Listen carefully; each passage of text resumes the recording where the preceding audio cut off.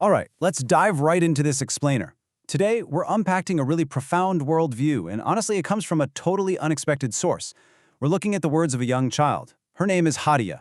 Now, usually when we want to understand heavy stuff, like philosophies of mortality or human resilience, we look to ancient Stoics, right? Or dusty historical texts, or modern psychologists. But today, this entire exploration is built from one short, incredibly powerful interview with this young girl. We're going to break down exactly how she processes her reality, and I got to tell you, it might just change the way you look at your own day. So Hadia says, right now, I'm doing really good. Sounds pretty simple, doesn't it? It's the kind of everyday thing any kid might say when you ask them how their afternoon is going. But the context is absolutely everything.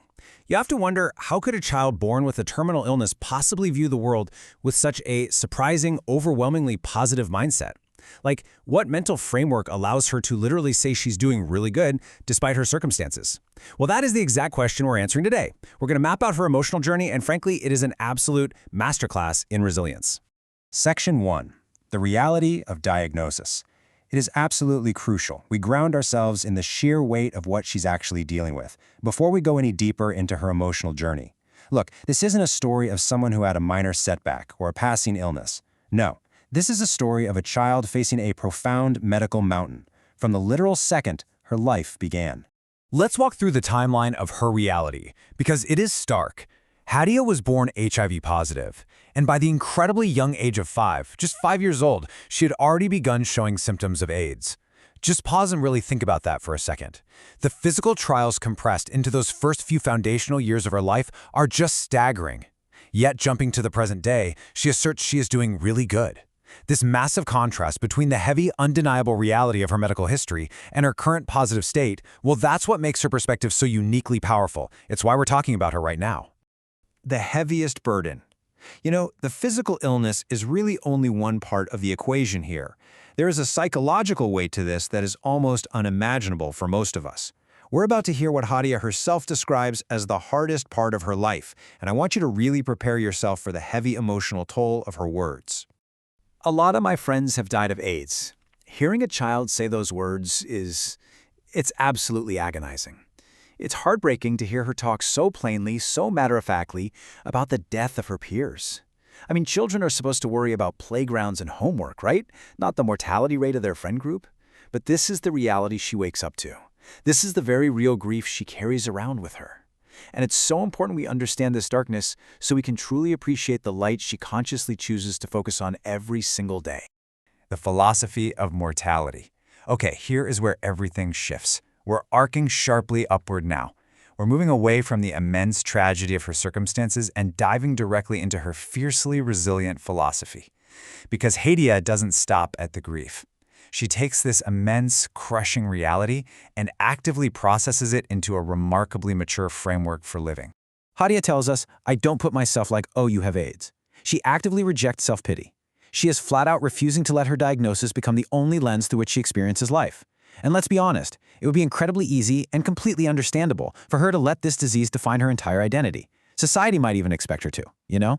But she makes a conscious, active decision to reject that narrative entirely. She absolutely refuses to be confined by the label of her illness. And what's really fascinating is how she finishes that thought.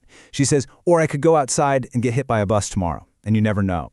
This is such a brilliant perspective. By using that hit by a bus metaphor, Hadia completely levels the playing field between herself and the rest of the world. She strips away the isolation of her terminal illness and reminds us all of our own shared, unpredictable fragility. She's essentially pointing out that, hey, none of us are promised tomorrow. Her timeline might feel a bit more visible to her, sure, but the fundamental uncertainty of life, that applies to absolutely everyone right now. Because of that shared uncertainty, life ultimately boils down to a choice. On one side, you stay in bed and feel sorry for yourself. On the other, you get up with the birds. It is a harsh, binary choice between giving up and seizing the day. And remember, for her, staying in bed isn't just about feeling lazy on a rainy Sunday morning. It's about succumbing to the literal and emotional weight of a deadly disease. Let's look exactly at how she phrases the darker of those two options. She says, if you stay in your bed and feel sorry for yourself and don't get up with the birds and just sit there and say I'm going to die. There's a strange kind of comfort in despair, right? It's the expected reaction. It gives you this illusion of control when you feel entirely powerless, like you're just waiting for the inevitable. And Hadia openly acknowledges this dark path. She sees it clearly, the temptation to just sit there and say I'm going to die. but she recognizes that choosing that path means her life ends long before her heart actually stops beating. Which brings us to the core theme of her entire worldview, the power of choice. Hadia realizes she has absolute agency in choosing not to just sit there and wait for the end. By articulating the trap of self-pity so clearly, she poses an implicit challenge directly to us. Think about it. If a child facing a terminal diagnosis, who has literally watched her own friends pass away from the exact same disease, can recognize her own agency and choose not to surrender to despair, well, what excuses are the rest of us using when we face our own, often way smaller obstacles? So here is her ultimate triumph. She asks herself why she should give up and then answers with this.